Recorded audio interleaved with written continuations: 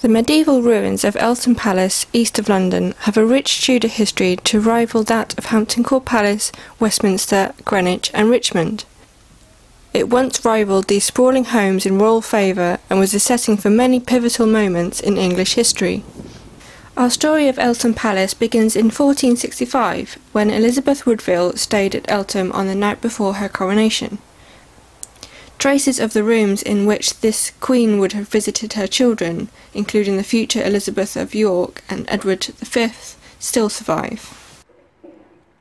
The last king to enjoy Eltham in all its glory was Henry VIII, who spent much of his boyhood here with his sisters, Margaret and Mary Tudor, under the care of their mother Elizabeth of York and their grandmother Margaret Beaufort.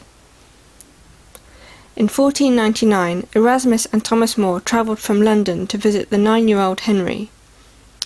By 1503, a few years before Henry VIII came to the throne, Eltham was largely under the overbearing care of Henry's grandmother, Margaret Beaufort, who decorated the palace with the Beaufort portcullis, even down to the swans in the moat. 12 years later, after Henry had become king, Thomas Wolsey took the oath of office of Lord Chancellor in the chapel of Eltham. Henry added a new chapel and lodgings for himself between 1519 and 1522. You can still see the remains of the kitchens, service buildings and a brick drain, which all date from the Tudor period. In 1525, Wolsey drew up the Eltham Ordinances, a set of court rules banning things like cooking in the nude and greyhounds, mastiffs, hounds and other dogs.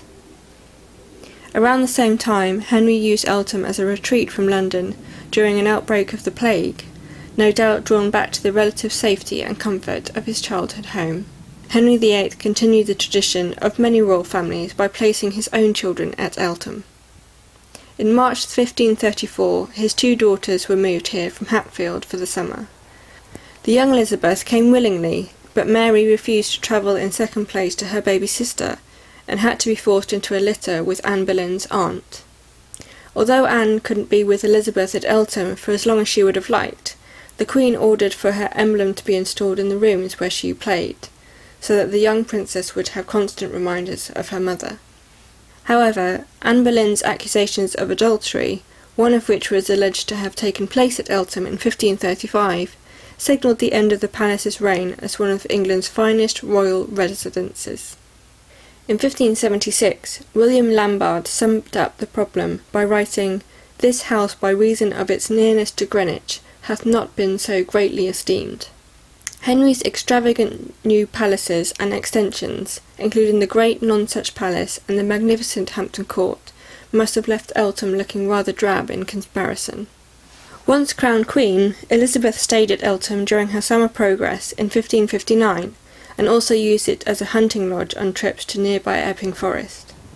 The brick gable ends of the Great Hall are evidence of Elizabeth's repairs in 1574, but Elizabeth's successor James I found the palace far in decay.